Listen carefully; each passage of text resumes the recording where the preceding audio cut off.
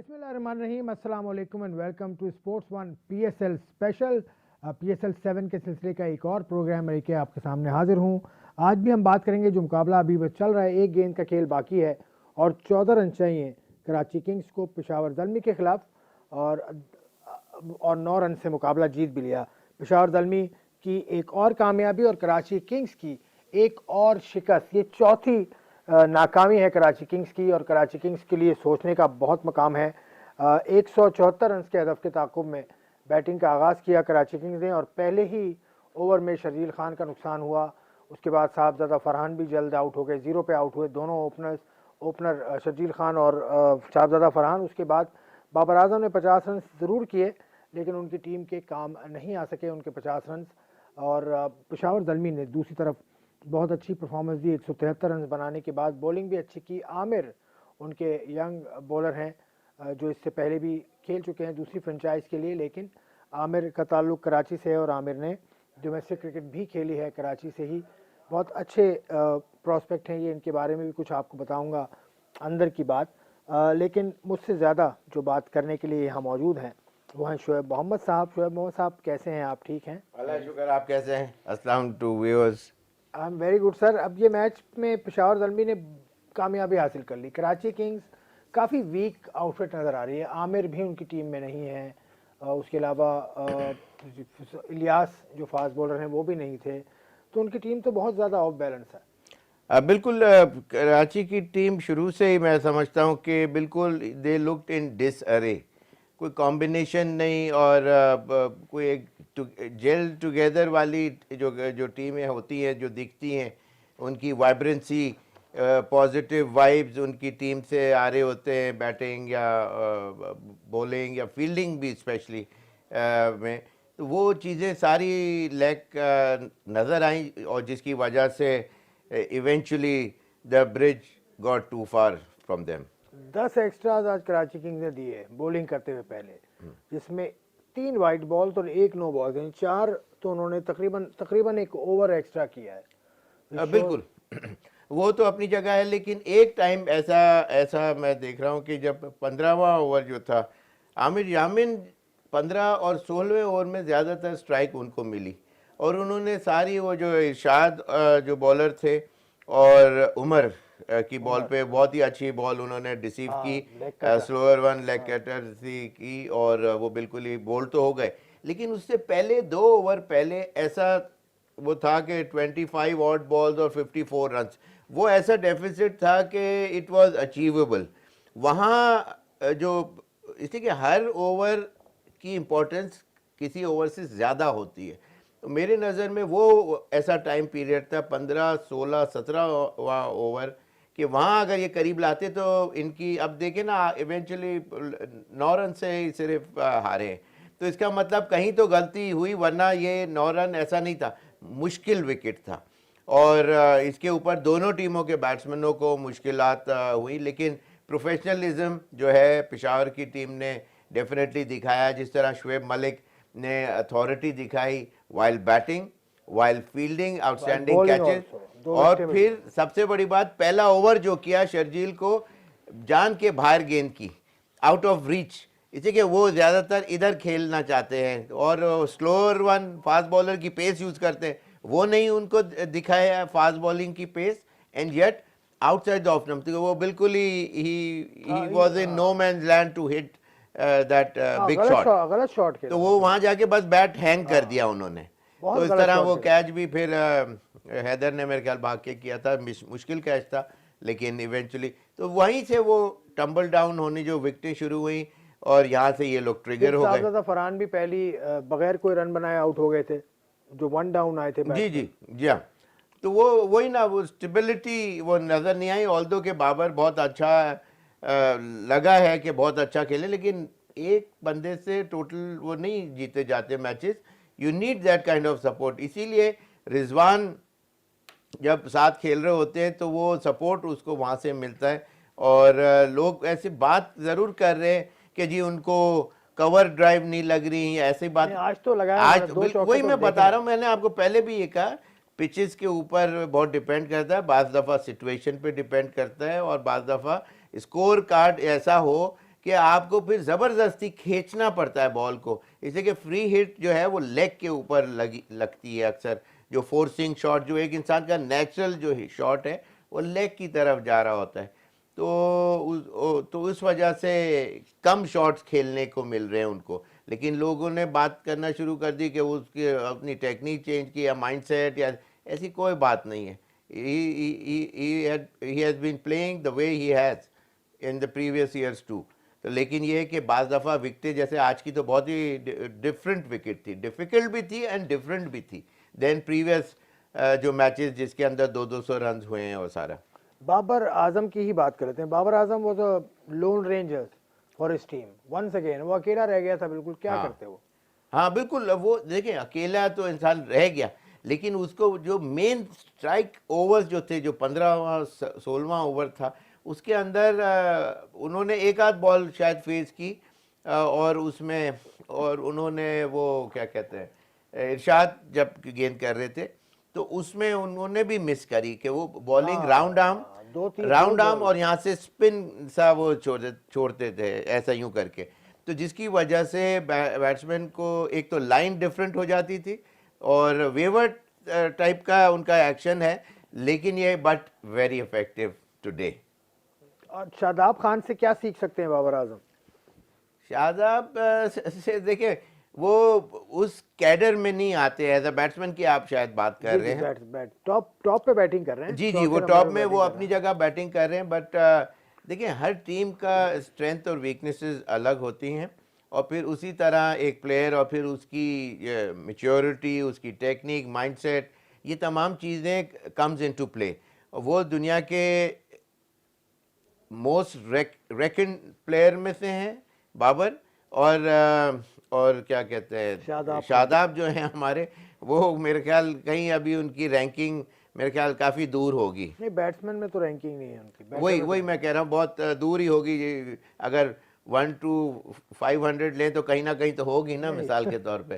तो लेकिन ये कि उन्होंने अप्रिशिएट करना चाहिए कि उन्होंने ये started off as a leg spinner only and now he is becoming a good batsman, like Steve Smith Australia के आए थे 7 नंबर पे बैटिंग करते थे, लेकिन देखें आज वो दुनिया के नंबर, पिछले दिनों तक तो नंबर 1 बैट्समैन थे। ये इंसान के अंदर वो होता है मोटिवेशनल लेवल। आप अपने अंदर वो किक अगर हो कि जी I want to become the best of the best in anything, तो वो पे जब आपके माइंड में एक चीज़ आती तो फिर आपकी बॉडी और फोर्स और फिर माइंडसेट उस लेवल पे जाने लगता है। अगर आप वहाँ नहीं भी पहुँचते तो कम से कम उसके करीब कहीं आ जाते हैं। तो पहले अपने आप को सेल्फ बिलीव होना चाहिए कि yes I can do it. Karachi Kings की अगर लाइनअप को देखें, बहुत कमज़ोर नज़र आ रही है। एक तो आमिर आउट हो गए, उसके अलावा इलियास भी आउट हो गए, लेकिन फिर भी इनकी जो पिक्स थी वो ऑफ बैलेंस मुझे लगा। तो किसकी जिम्मेदारी है ये पिक करना? किसका ब्लेम समझते हैं आप ये?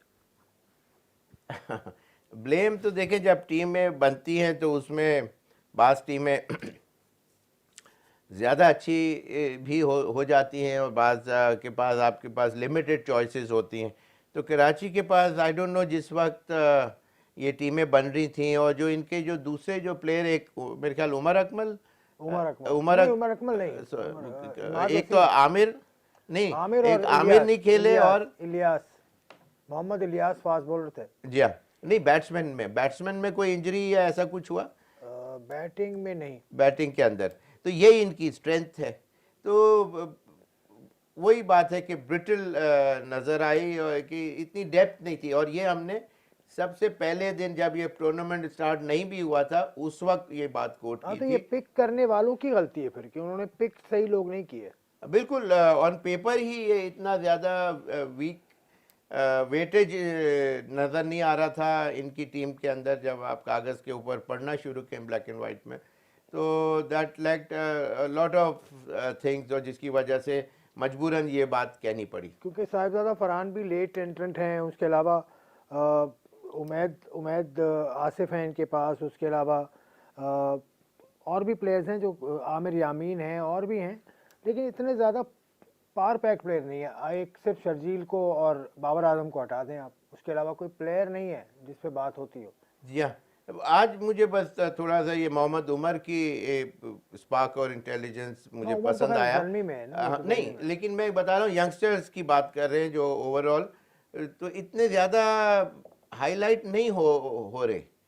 जो जैसे हैदर है, कुछ अरसे से खेल रहा है, अब वो कोई नया नहीं है एंट्रेंट इस साल के लिए।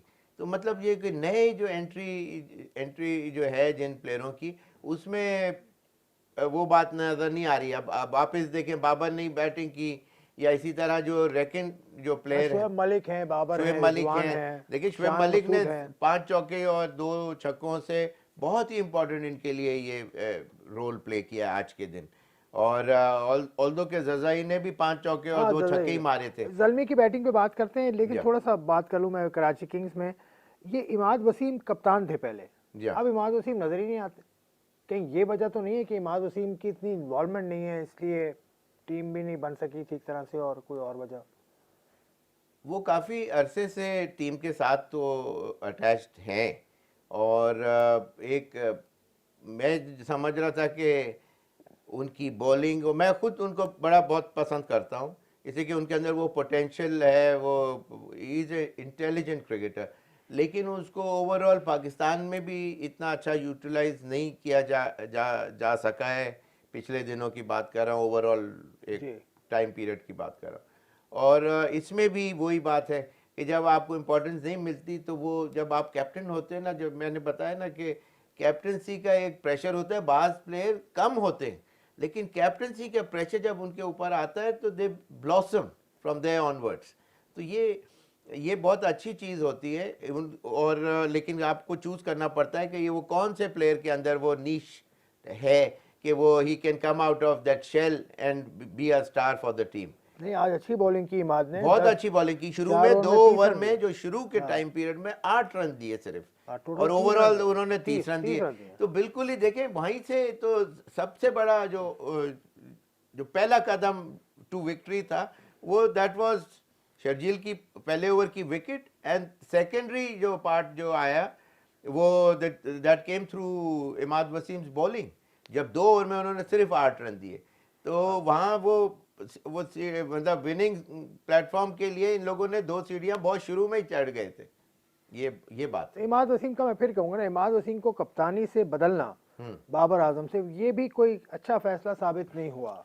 देखिए बाबर आजम पाकिस्तान टीम के भी तो कैप्टन हैं, और बोर्ड का भी शायद इसके अंदर आई डोंट नो कितना इन्फ्लुएंस होगा कि भाई वो पाकिस्तान टीम का कैप्टन है और इस फॉर्मेट में उसको से, तो इस तरह मतलब वो कहना चाहिए कि इंटरनल पॉलिटिक्स को आप शेयर दे रहे हैं कि भाई यहाँ तो मैं अच्छा कैप्टन हूँ और फिर वहाँ आपको बनाया जा रहा है। तो बिकरिंग जो है ना, वो बात से बात करना और फिर ड्रेसिंग रूम का माहौल बाद दफ़ा इसी तरह आप किसी को ऐसे ही सपोर्ट देना शुरू कर दे, तो फिर उसको वो समझने लगता है कि अच्छा जी अब मेरे में ये ज़्यादा क्वालिटी, और फिर वो बातें होती हैं और फिर वो नेगेटिव वाइब्स चली जाती हैं आपके मेन ड्रेसिंग रूम के अंदर जो पाकिस्तान। ये बहुत इंपॉर्टेंट चीज़ है। तो बस but of course this is all part and.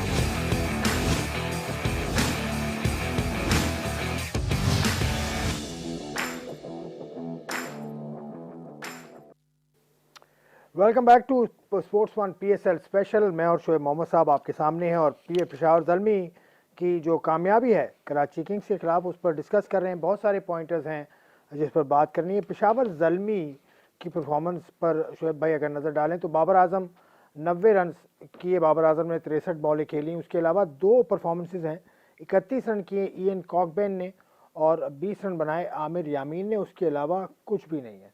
हालांकि 4 वाइड्स और 1 नो बॉल भी मिली, तकरीबन 1 ओवर इनको भी एक्स्ट्रा मिला है। बिल्कुल। लेकिन वही ना, सपोर्ट नहीं मिला बाबर आजम को, लेकिन लोग देखेंगे इस वक्त स्कोर कार्ड तो बोलेंगे कि बाबर आजम ने 90 किए और बहुत धुआंधार बैटिंग की 63 बॉलों के अंदर।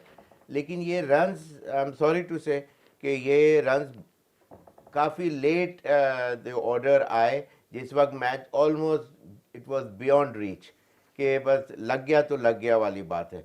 60 रन तक जब ये इनका जो स्कोर था, ये आखिर में बहुत कम बॉलों में ज़्यादातर बाउंड्रीज मार सके, लेकिन उस वक्त कोई 46 ऑड रन का वो टोटल था और बॉलें कोई 15 या 12 ऐसे कुछ रह गई थी। तो बहुत उस वक्त बियॉन्ड रीच हो गया था, बल्कि 12 बॉलों में 43 रन चाहिए थे। तो उस पॉइंट ऑफ व्यू से बड़ा टफ टारगेट हो गया था, और उन आखिरी 2 ओवरों में उन्होंने मेरे ख्याल 5-6 चौके लगाने में कामयाबी हुई और 90 तक चले गए।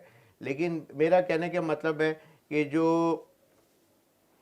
इनकी टीम की तरफ से जो जो एक्सेलरेशन चाहिए थी, जिन ओवर से 12वें ओवर से 17 ओवर तक का जो जो टाइम पीरियड था, वहाँ इनका कलर ऑफ नज़र आया, जिसकी वजह से इनकी टीम को अच्छा, इतना अब बड़ा एक डेंट पड़ा। सवाल मेरा आपसे कप्तानी के ऊपर सवाल है।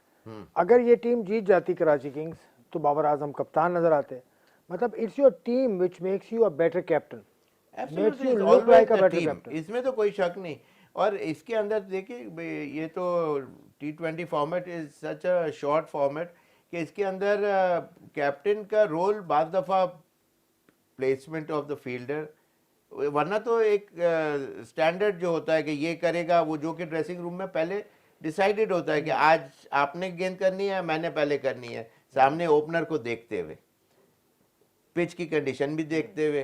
तो जिस तरह शोएब मलिक ने एक ही ओवर किया, 2 ही रन दिए, उसके बाद ओवर पे भी नहीं आए, लेकिन he got away with Sharjeel Khan wicket on the very first ball, और वो डिलिबरेटली उन्होंने wayward outside the off stump और थोड़ा सा लूप भी दिया, जिसकी वजह से वो गेंद टर्न हुआ, और he had no answer to it, और ही जस्ट हंग हिज बड़ा बैट। कैजुअल शॉट खेला, बहुत बड़ा ही, वो casual। बीच में बैट यूं करके यूं कर दिया, तो उसके बाद वो टॉप एज लगा।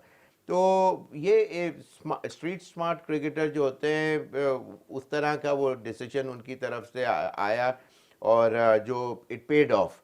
लेकिन वही बात है कि शर्जील आउट हुए, उसके बाद दूसरे साहबजादा। खैर ये तो बात है ना, मैं बात कर रहा हूँ कप्तानी की। हाँ, अब इतनी अच्छी परफॉर्मेंस टीम ने दी, शोएब मलिक ने भी दी, जी तो Shoaib Malik looked a better captain because of his team of course. देखिए, team makes you a captain, good बिल्कुल कैप्टन। इसमें कोई शक नहीं, और ऐसी बात नहीं है कि he, I don't know for what rhyme और reason he had been away and in the team and then away for long period of time, team के साथ अंदर बाहर होते रहे, whatever the reason might have been. लेकिन he is a smart cricketer, intelligent cricketer. He has played lot of cricket, over 400-500 matches around the world, और experience और ये तमाम चीज़ें, और Over fitness 10,000 level। runs, जी 10,000 runs in T20 क्रिकेट, हाँ, शोएब मलिक। हाँ, तो वो जो 400-500 मैचेस भी हो गए जी, शायद, जी। तो बहुत बड़ी अचीवमेंट है। T20 वर्ल्ड कप में शोएब मलिक को देखते हैं आप इस फिटनेस के साथ। He should be in the team. देखिए, इसकी तरफ जब कहा जाता है तो मुझे शायद 0.1% भी ऐसा नहीं लगता कि ये ड्रॉप होगा। इसका मतलब उसने ट्रस्ट जीता है over the period of time, trust बनाना कि हाँ जी, I am one of the best fielders around. Ball के ऊपर जो भागने का जो तरीका होता है, कॉर्नर्स को कट करना, डायरेक्ट इधर भागना है कि लंबा जाके वहाँ से बॉल को बचाना है चौका, और 2 रन आराम से ले ले, या कट इन करके उसको रन बचाना है सिंगल। तो ये तमाम चीज़ें उसको एज अ फील्डर आती हैं। बॉलिंग के अंदर आपने आज देखा, ये आप मोहम्मद वसीम को बता रहे हैं, चीफ सेलेक्टर को आप बता रहे हैं कि शोएब मलिक को ये सब आता है। मैं पूरे पाकिस्तान को बता रहा हूँ। मोहम्मद वसीम वो चाहेंगे भी तो अगर वसीम सुनना आएंगे। चाहें तो जरूर सुने, मोहम्मद लेकिन वसीम सुनना चाहेंगे, रमीज हसन राजा साहब सुनना चाहेंगे, क्योंकि एक तो जिसके रमीज राजा साहब खिलाफ थे, एक ने तो छोड़ दी, हफीज ने तो छोड़ दी, क्रिकेट हाँ, छोड़ दी। खैर वो रमीज का अपना बिल्कुल वो वैलिड पॉइंट है कि जी मैं टेंटेड प्लेयर्स को, नहीं टेंटेड नहीं, हफीज तो टेंटेड नहीं है। हाँ, नहीं, लेकिन पुराने प्लेयर्स, मतलब who had been there done that, काफी अरसे से 20 साल 22 साल से खेल रहे हैं माशाल्लाह, तो बिल्कुल वो उनका माइंडसेट कोई नई पॉलिसी के साथ आए होंगे, वो which I don't know, I am not aware of if you are made the selectors for T20 world cup, Shoaib Malik होंगे आपकी टीम में इस फॉर्म एंड फिटनेस के साथ? देखिए, नजर आ रहा है, होना चाहिए। मेरे कहने से, या मैं सोचूं कि लूं कि नहीं, होना ही चाहिए। मैं तो लूंगा ही, इसलिए कि मैं इतनी बात कर रहा हूं। क्योंकि आप T20 वर्ल्ड कप जो टीम जीती थी, मैं ये बता दूं कि 2009 में जब टीम जीती थी, मैं क्यों इनसे पूछ रहा हूं बार बार, क्योंकि ये उस टीम के सिलेक्टर थे। यूनुस खान ने जो टीम जिताई थी, वहां पर खिलाई थी, उसके सिलेक्टर आप थे। अरे हाँ, आपको याद नहीं है? नहीं, बिल्कुल मैंने ठीक कहा, वो बिल्कुल आपने सही कहा, इसलिए कि वो मैं वाहिद ही सिलेक्टर था उस वक्त जब टीम बन रही थी वहाँ अबू धाबी में, और उसके ऊपर वो अप्रूवल हुई और वो टीम जीत के आई। लेकिन हालांकि मजे उसमें आपके चीफ सिलेक्टर ने रिजाइन कर दिया था अगेन। जी 10 दिन पहले मरूम कादिर भाई अल्लाह उन्हें जन्नत नसीब करे, वो रिजाइन करके हट गए थे और दूसरे जो सिलेक्टर थे सलीम जाफर थे। तो जब टीम जीत के आई तो एक हफ्ते के बाद कमेटी डिसॉल्व कर दी और फिर उसके बाद सलीम जाफर चीफ सेलेक्टर माशाल्लाह बन गए थे, विच इज़ समथिंग ग्रेट। लेकिन ये कि पाकिस्तान में यहाँ तक चीज़ें होती हैं और कोई पूछने वाला मैं नहीं। पूछने वाला होता तो कहाँ से कहाँ होता पाकिस्तान। आपसे आपने इससे पहले भी जावेद मियादाद का कहा है कि जावेद मियादाद साहब पीएसएल की किसी टीम के साथ नहीं है, पीएसएल की टीम के साथ नहीं है। नहीं कितना नहीं, वो बड़ा तो आदमी। पूरा पाकिस्तान जानता है कि मेरे कहने से कुछ नहीं बात है। पूरा पाकिस्तान जानता है कि वो किस कैलिबर के, किस स्टैचर के वो प्लेयर रहे हैं और क्रिकेटिंग उनका माइंड है और बिल्कुल उनको कोई अच्छी कोई क्रिकेट की पोजीशन होनी चाहिए ऑफ कोर्स, इसलिए कि इतना बड़ा नाम है आपके पास, अवेलेबल है और मूव अराउंड कर सकते हैं अभी, तो फ़ायदा उठाना चाहिए ऐसे। और जैसे ड्रेविड को देखे उन्होंने कैसे अंडर 19 में लिया और उसको कितने अरसे तक रखा अपनी टीम के साथ। तो ये तमाम चीज़ें बाज़ दफ़ा दूसरों, even sir Richard Hadley under 19 के हेड बने, सर एलन बॉर्डर अंडर 19 के हेड कोच बने।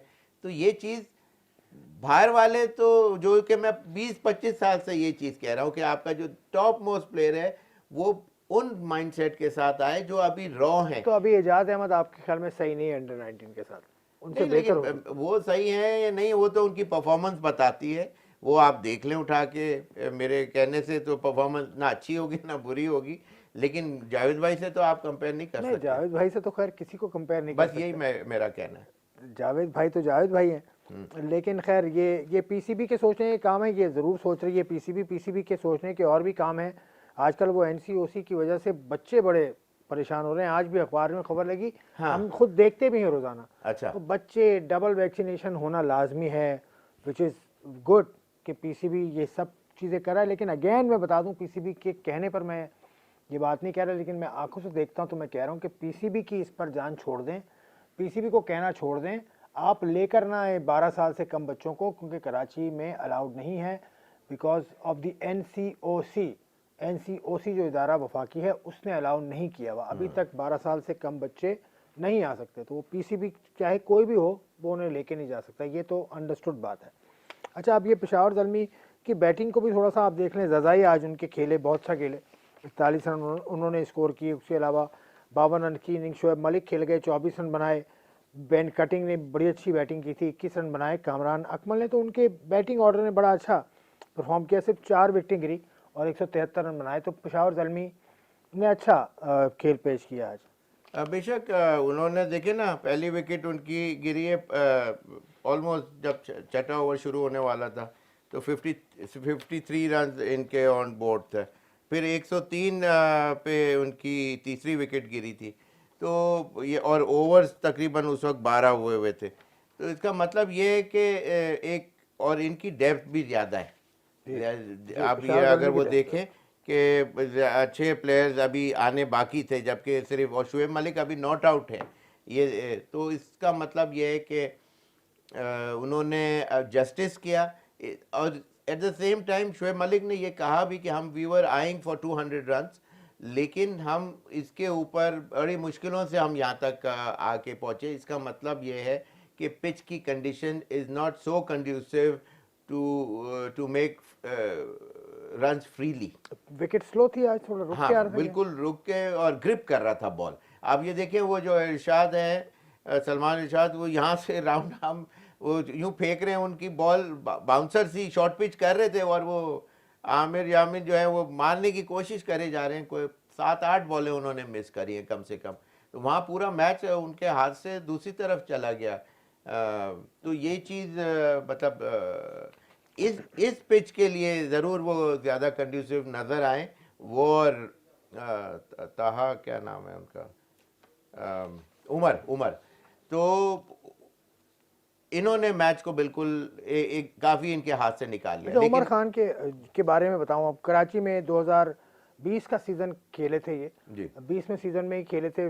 सेकंड 11 से भी खेले, फर्स्ट 11 से भी खेले। सिंध की इनकी खास बात ये, मैं बड़े करीब से इनको मिला हूँ उस वक्त। अगर कोविड की रिस्ट्रिक्शन भी नहीं थी, मैं कार्जन ट्रॉफी कर रहा था, तो इनके बारे में बताया गया कि इनकी उंगलियां जो हैं वो ताहिर खान हमारे साथ होते थे, जी जी फर्स्ट क्लास क्रिकेटर हैं, पाकिस्तान के 103 फर्स्ट क्लास खेले। जी हाँ। ताहिर ने ये बताया था कि इनकी उंगलियां एक्स्ट्रा ऑर्डिनरी लंबी हैं। तो मैं नीचे जाके इनको मिला था आमिर को, अच्छा। इनकी उंगलियां वाकई लंबी हैं। इन्होंने गेंद को उमर। पकड़ते हैं, उमर, हाँ। उमर खान। ये उंगली लंबी होने से हाँ। क्या फर्क होता है? बॉल इनके हाथ में छोटी लगती है, इतना गैप आता है, क्या फर्क पड़ता है आप बॉलर को इससे? बाज़ दफ़ा जब बॉल, बाज़ ऐसे बॉल भी चल जाते हैं जब आप बहुत सीरियस क्रिकेट ना खेल रहे हो टेस्ट मैचेस में, तो वो उसमें भी रिंग होती है बॉल, जिसमें से एक में से जाना ज़रूरी होती है और एक रिंग में से रुकना ज़रूरी होती है। तो वो तो फर्स्ट क्लास मैचेस में भी वो टेस्ट होते हैं, लेकिन बाज़ दफ़ा ऐसी बाज़ बॉलें या उनकी सीम ऐसा लगता है कि बॉल बड़ा है, या जब आप क्लब के मैचेस खेल रहे हैं मिसाल, तो उसकी ग्रिप जब नहीं आती तो कंट्रोल नहीं आता। तो आई एम श्योर कि उनको कंट्रोल ज़्यादा आ रहा होगा, एडिड एडवांटेज। जैसे चंद्रशेखर के हाथ लंबे थे, घुटने, Gilchrist fast ball, Roy Gilchrist के वेस्ट इंडीज़ के, उनके भी हाथ लंबे, टचिंग ऑलमोस्ट नी एरिया पे जाते थे। तो इन जब हाथ लंबे हों, उंगलियां फिंगर्स बड़ी हों, तो उससे आई एम श्योर ग्रिप के अंदर, जैसे कि हम हमें तो ये इन हाथों के साथ, छोटी उंगलियों के साथ कंट्रोल करना, अरे फिर भी कैच करना। आप आईसीसी के नंबर 1 फील्डर भी रहे हैं। हाँ नहीं, वो बहुत 90 अल्लाह में, ने 90 बहुत में। करम किया है, एक ब्रेक कुछ लेता हूँ, है। ब्रेक के बाद आगे कराची किंग्स के बारे में एक बात मैंने बतानी जो मैंने खुद देखी, बड़ी दिलचस्प बात है। उनकी कोचिंग मैनुअल के हिसाब से है ये, बड़ी कोचिंग मैंने करते हुए देखा है कि इनके कोच है मोहम्मद मसूर, क्या कोचिंग कराते थे वो थोड़ी सी बात है, इस ब्रेक के बाद करूंगा।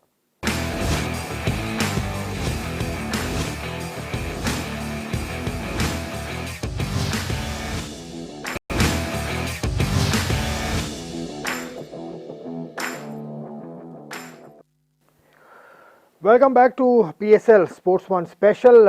एक बात मैं जो करना चाह रहा था ब्रेक से पहले मैंने की थी, कराची किंग्स ने प्रैक्टिस एक तो काफ़ी दिनों पहले शुरू कर दी थी नेशनल बैंक के स्टेडियम के ग्राउंड पे, बहुत अच्छी बात है।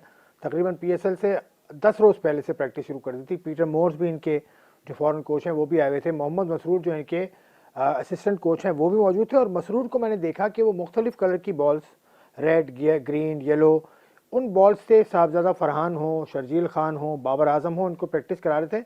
और उन्होंने मेरे पूछने पर बताया कि इन बॉल से इनका माइंड तेज़ मैं कर रहा हूँ कि अगर रेड बॉल है तो उसको ऑफ स्टंप पे खेलना है, अगर ग्रीन बॉल है तो उसको कवर्स में खेलना है, इस तरह की बातें। और वो जो बॉल थी उनका वज़न भी नॉर्मल क्रिकेट गेंद से ज़्यादा है। उनका ज़्यादा वज़न क्यों है? क्योंकि पावर हिटिंग की प्रैक्टिस करा रहे थे वो, तो उनको ज़्यादा भारी गेंद से प्रैक्टिस कराई जा रही थी ताकि नॉर्मल बॉल के मुकाबले में वो अच्छा खेलें। तो ये सारी मॉडर्न टेक्निक्स, क्योंकि मसरूर लेवल 3 कोच हैं और मॉडर्न टेक्निक को समझते हैं, और पीटर मोर्स भी इतने बड़े कोच हैं, इतनी सारी टेक्निक्स के बावजूद कहीं ना कहीं इस टीम में कमी है, फैसला साजी की कमी है इस टीम में। बस आखिरी बात कराची किंग्स के हवाले से। बिल्कुल कमी तो देखें, आप what metal you are made of, main चीज़ वो है। आप वो कलर जो भी बॉल कराते हैं, अगर वो उस प्लेयर के अंदर वो है ही नहीं, तो वो डिलीवर भी चांसेस हैं कि कम करेगा। पहले तो आते के साथ ही कोई सामने वाले के पास भी बॉल है, कोई अंधी तो मची नहीं है कि बस यूँ आया, मारा और छक्का हो गया। उसके लिए आपको शेयर टाइमिंग चाहिए। उसके बेसिकली माइंड अलर्टनेस के लिए जो भी कलर वाली जो बातें आपने बॉलों का जो बताई, माइंड को ज़्यादा शार्प करने के पॉइंट ऑफ व्यू से है कि अलर्ट के, अच्छा जी रेड है कि ब्लू है, रेड है कि ब्लू है, या येलो है, या वो सिर्फ बेसिकली माइंड अलर्टनेस की बात है। लेकिन देखिए, जो भी है, ऑल सेड एंड डन, ताकत से छक्का नहीं जाता, टाइमिंग से जाता है। टाइमिंग के लिए आपको अच्छा फुटवर्क होना आना चाहिए। आपकी जो प्लेसमेंट है, आपका जो बेस है, दोनों पैरों का जो बेस है वो स्ट्रांग होना चाहिए। यहाँ से बैक फुट से फ्रंट फुट के ऊपर जब बैलेंस जब आगे आता है तो टाइमिंग उससे बनती है। फिर आपके आर्म्स और शोल्डर्स के अंदर इतनी पावर भी होना चाहिए कि अगर मिस टाइम हो, इसलिए टाइमिंग तो चाहिए बॉल को क्लियर करने के लिए बाउंड्री लाइन को, लेकिन येट बाज़ दफ़ा मिस टाइम पावरफुल हिटिंग, इतना पावर हो उसके आपके शॉट के अंदर कि बाज़ दफ़ा मिस टाइम भी ओवर द रोप चली जाती हैं। तो इस किस्म की चीज़ों से डेफिनेटली, लेकिन it will always come back to your own footwork, और बॉल को आप कितनी जल्दी असेस करते हैं। बॉल को असेसमेंट जितनी जल्दी होगी उतना आप you'll be able to read the ball and try to execute it through leg or off or whichever way you want to hit. बात यह है कि आपको पता कब चलता है कि ये फ्रंट फुट की है कि बैक फुट की है, और इसको बड़ी शॉट मारनी है कि छोटी शॉट मारनी है।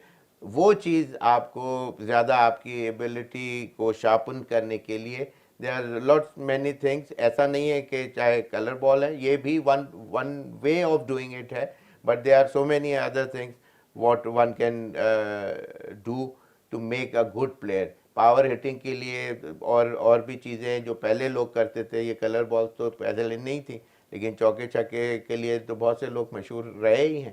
तो मशहूर है बात यही है पाकिस्तान कि में, it's all in the mind. Pakistan में तो मंजूर इलाही साहब के साथ आप खेले होंगे। हाँ बिल्कुल। मंजूर इलाही साहब 80s में मारा करते थे शॉट्स, फिर तो खैर सईद अनवर, और फिर तो खैर लिस्ट है एक लंबी। कल मुकाबले हैं 2। अच्छा, कल डबल हेडर है, परसों डबल हेडर है। कल पहला मुकाबला होगा, इस्लामाबाद यूनाइटेड मुकाबला करेगी लाहौर कलंदर्स से। दोनों ही टीम्स बहुत अच्छा खेल रही हैं। लाहौर कलंदर्स ने बैक टू बैक मैचेस जीते हैं, इस्लामाबाद यूनाइटेड ने भी मुकाबला जीता है। बहुत अच्छा मैच इस्लामाबाद यूनाइटेड ने भी लास्ट जीता था, और लाहौर कलंदर्स ने भी बहुत अच्छी परफॉर्मेंस दी। लाहौर कलंदर्स के कप्तान से हमने कल बात की थी, उन्होंने कहा कि बॉलिंग अटैक जो है उनका दुनिया का बेहतरीन बॉलिंग अटैक है। तो ये बॉलिंग अटैक इस्लामाबाद के जो बैट्समैन हैं, ख़ास तौर से स्टर्लिंग और हेल्स, ये खेलने आते हैं, इनको काबू कर लेगा। फिर शादाब खान भी आते हैं, फिर और भी लोग हैं इनके पास बहुत अच्छे। इस्लामाबाद की बैटिंग डेप्थ बहुत है। बिल्कुल, लेकिन वही बात है कि सामने वाले के हाथ में बल्ला है, और ही इज द वन, वो डिक्टेटर तो वही है, उसकी मर्जी है कि वो उसको गलत असेस करके गलत शॉट खेले या उसको सही असेस करके एक बड़ा शॉट खेल सके। तो फाइनल से तो बल्ले जो बैट्समैन होता है उसके हाथ में ही होती है।